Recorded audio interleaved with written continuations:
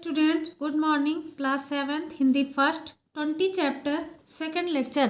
बेटा, लेखक ने बस की यात्रा के बारे में बताया है कि जो वैसी पुरानी बस थी उसकी यात्रा हम लोगों ने कैसे की।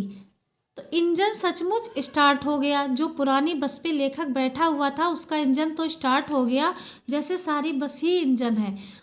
जब बेटा आप लोगों ने देखा होगा पुरानी बस जैसे चलती है तो बहुत तेज़ आवाज़ करती है, ऐसा ही कुछ लेखक के साथ हुआ। लेखक जब बस पे बैठा तो वो बस का इंजन ऐसा आवाज़ कर रहा था जैसे लग रहा था कि ये बस ही सारी ही इंजन है और हम इंजन के भीतर बैठे हैं। कांच बहुत कम बचे थे और जो बचे थे उनमें हमें बचना था, उनसे हमें बचना था क्योंकि कांच टूटने का भय था। हम फौरन खिड़की से दूर सरक गए। इंजन चल रहा था, हमें लग रहा था कि हमारी सीट के नीचे इंजन है। बस सचमुच चल पड़ी और हमें लगा कि गांधी जी के असहयोग आंदोलन और सविनय अवज्ञा आंदोलनों के वक्त अवश्य जवान रही होगी। उसे ट्रेनिंग मिल चुकी थी, हर हिस्सा दूसरे से सहयोग कर रहा था। पूरी बस सविनय अवज्ञा आंदोलन के दौर से गुजर रही थी। सीट का बॉडी से असहयोग आंदोलन चल रहा था। कभी लगता था सीट बॉडी को छोड़कर आगे निकल जाएगी, कभी लगता था कि सीट को छोड़कर बॉडी आगे भागी जा रही है। 8-10 मील चलने के पर सारे भेदभाव मिट जाएंगे। ये समझ में नहीं आता था कि सीट पर हम बैठे हैं या सीट हम पर बैठी है।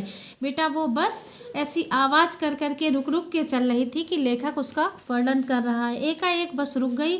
मालूम हुआ कि पेट्रोल की टंकी में छेद हो गया और ड्राइवर ने बाल्टी में पेट्रोल निकालकर उसे बगल में रख दिया और नली डालकर इंजन को भेजने लगा।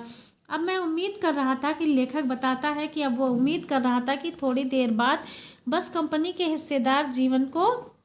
हिस्सेदार इंजन को निकालकर गोद में रख लेंगे और इसे नली से पेट्रोल पिलाएंगे, जैसे माँ अपने बच्चे के मुंह में दूध की शीशी लगाती।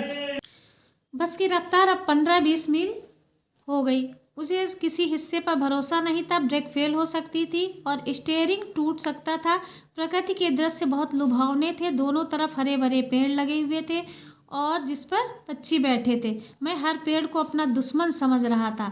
जो भी पेड़ आता डर लगता है कि इससे बस टकराएगी और वो निकल जाता था। दूसरे पेड़ का इंतजार करता। झील दिखती तो सोचता कि इसमें बस गोता लगा ही जाए। अब बेटा आपका ये लेक्चर यहीं तक, अगला लेक्चर कल पढ़िएगा। ये बेटा आपका होमवर्क है, ये आपको सही उत्तर पर सही का चिन्ह लगाना है, ये आपको अपनी बुक में ही फिल करना है। अगला लेक्चर कल पढ़िएगा। Thank you class.